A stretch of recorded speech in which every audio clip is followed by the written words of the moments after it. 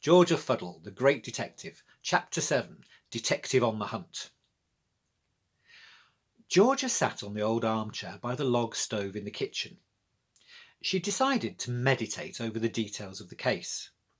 The Young Person's Guide to Detecting, which her mum had helped her find online, said this was a useful thing to do. She was thinking hard. She pondered. She considered. Then she came up with a good idea. "Let's have a best necklace competition," she said. "Then everyone can enter their favourite necklace and we shall find the lost one." "Yeah, really clever, sis," scoffed Petrock, who was going to get a biscuit. "But that necklace might not be anybody's favourite." "Well done for thinking positively, though," encouraged their mother.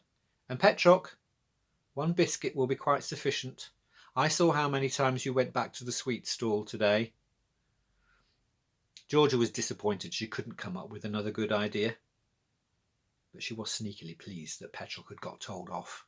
Mind you, she had been back to the sweet stall for an extra packet of vanilla fudge herself, so maybe she should be more understanding. Nah. She spent a lot of the next few days thinking hard. This didn't go down well with her teachers. Miss Flibbit said she was staring out of the window too much and would get a warning if she did it again. And she got ticked off in assembly for not concentrating and singing very loudly the wrong words to All Things Bright and Beautiful. If only they knew how hard she was concentrating, thought Georgia. After lunch she was sitting on a wall finishing her apple when Janine came up to her. She hadn't spoken to Georgia for nearly a week, but Janine was that sort of girl. "Your tumble sale was quite good in the end," she said. "Thanks," said Georgia, not really listening. "I made a sensation at my friend Amy's party with my new necklace," continued Janine. Georgia's eyes flew wide open and she concentrated on the girl. "It was a glass necklace, wasn't it?" she asked. "Yes, just a cheap thing, but it looked lovely with my new party dress. My mum bought me it specially so I would look like a princess." "Could I borrow it, please?" requested Georgia. She knew she should explain and ask Janine to give it back, but she also knew how stubborn Janine could be. Said Janine thoughtfully. "I might let you hire it.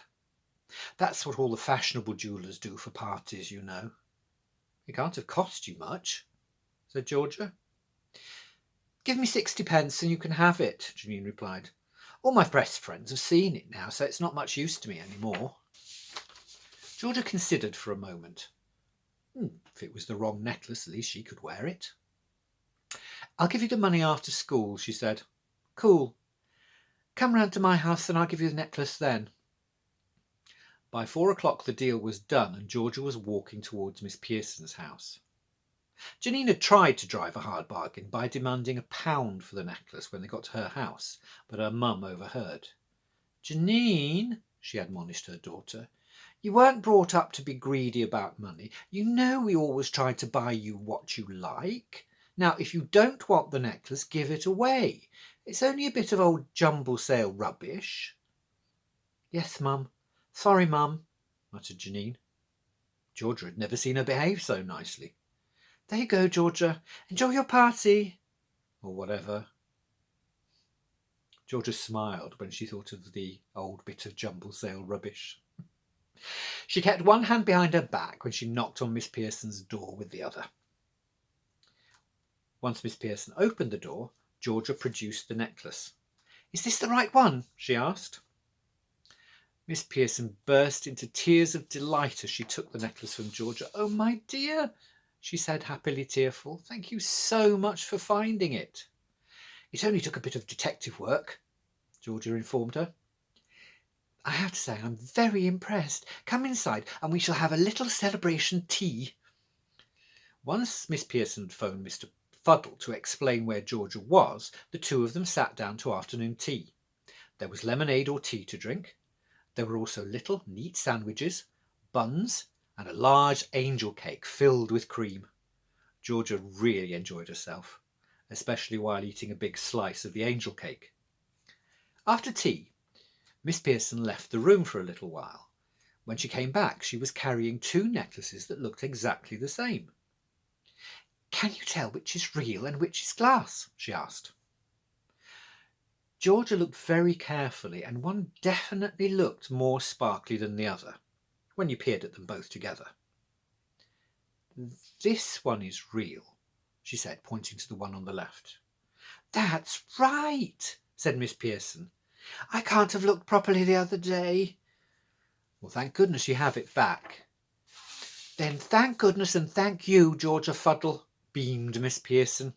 "And as a reward I'm going to give you the glass one.